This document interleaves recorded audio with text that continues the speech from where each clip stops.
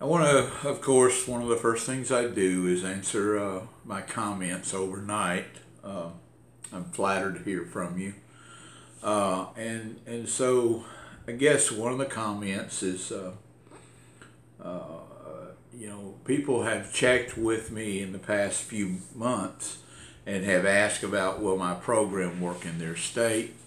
And the answer is yes, of course. I've said that on just a recent previous video. But I personally, does the program work? Yes. Sometimes I decide that I just don't want to take on any more responsibilities than I have, and then my staff around here, convinces me to think otherwise. So I apologize to those of you that did contact me about getting in the program, and I said we weren't taking anyone on. And sometimes when I did, I just said no, it won't work in their area. But what I mean to say is no, I don't want to take any more wholesalers on. But my people now have rallied up and said, look, these people are not the ones that took advantage of you. So why make them suffer by not giving them these opportunities? And they're right, and I knew they were right, and I knew that I never wanted to do that to anybody. Frankly, in the past 6 or 7 years since I introduced this program, you'll not find one negative comment about this program or me that anybody has been in this program. If they actually know me firsthand and they've been in this program, you can't find a negative comment to be said about me, and I'm very proud of that. I'm very proud of my reputation at the auctions, and it's just something to be proud of, and particularly me. But I had, and most of you know, I posted in videos a few months ago that I had a man totally ignore all my experience, all my advice, and one of my staff members let this get away from us, and myself too, because I mean I'm responsible for the staff member. But we got burned for about 50 grand. We now have put measures in place that that's not going to happen to us, and it was just wrong for that person to take. And honestly, the person didn't do it intentionally. They never had anything against me or any of my company or anything, but they literally got in a situation, and I've said it before, to where number one, he was not authorized to go out, and anybody new in the program, we're going to watch you closer.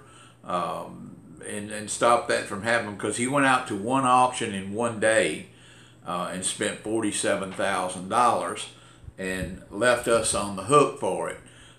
So that was the first thing. Then I had another rogue. Now there's been hundreds of you that have been in this program, and so I'm so happy and humble, and was happy, that out of the hundreds that we've had in this program, only 2 of them have left me holding. And they didn't do it intentionally, but things happen, and you got to understand, I'm taking a risk if I put you in this program. So you've got to take every possible measure to protect me, because I'm giving you a privilege that has been extended to me. And it's your responsibility to go out and protect my image that I have at these auctions. I mean, I just recently had a wholesaler, and I say recently, it was actually a couple of years ago, but it just finally surfaced, that bogus up some checks to pay for cars. And some auctions out there do extend me or my company the privilege to take a check on our company, but we don't ask them to take checks on our company. We don't pay for our cars by checks. We pay by cash because of all of our wholesalers that we have. We can't run the risk of the checks not being good. And so not only was this guy's check not good, he had actually trumped up a company check and had got it by one of the auction personnel.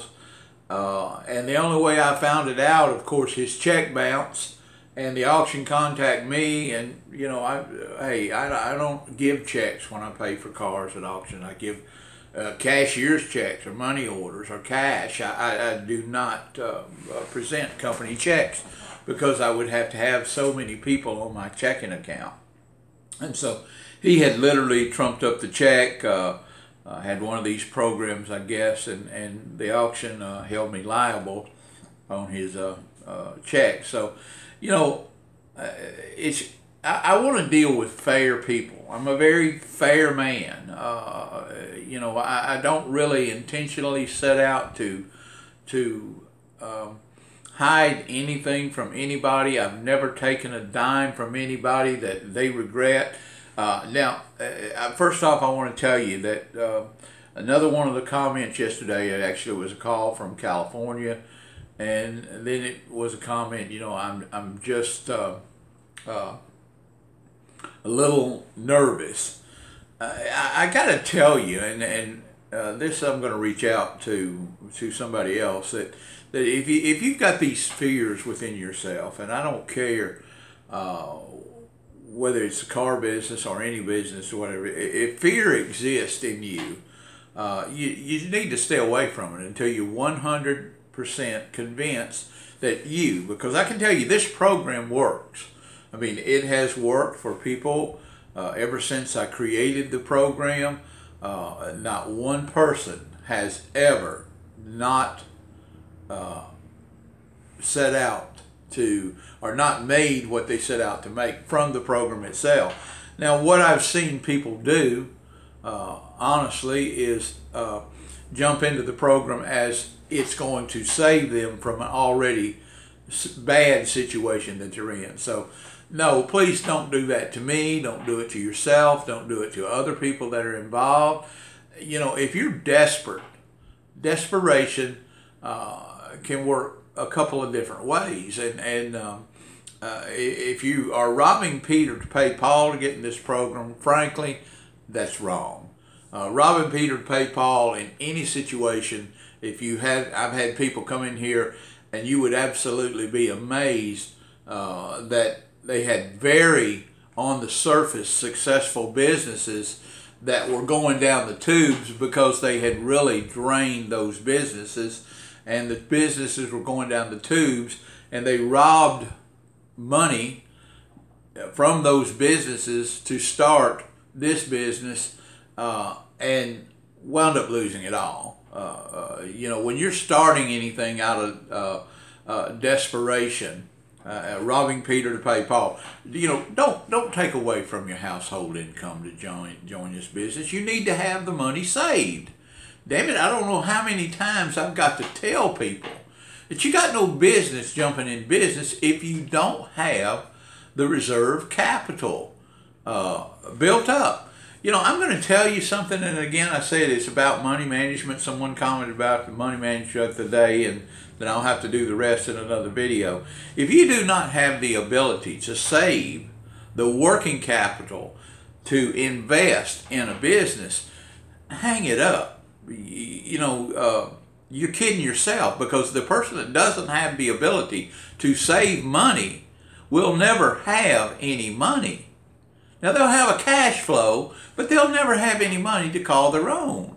So the first rule of thumb you have to do is set back enough money each week, each month, however you're paid, to invest in. If you haven't set back and got a habitual savings account to invest, that's what you invest. You don't invest your damn rent money. You don't invest your house payment. You don't invest your wife's check. You don't do any of that shit, because without a savings account and the ability to save, like I said, you're spinning your wheels. You will always be spinning your wheels. So, yes, our program is open. I've got a lot more that I want to say, and I'll say it in future videos. But I keep my videos down to this minute length. So I look forward to seeing you in the next video.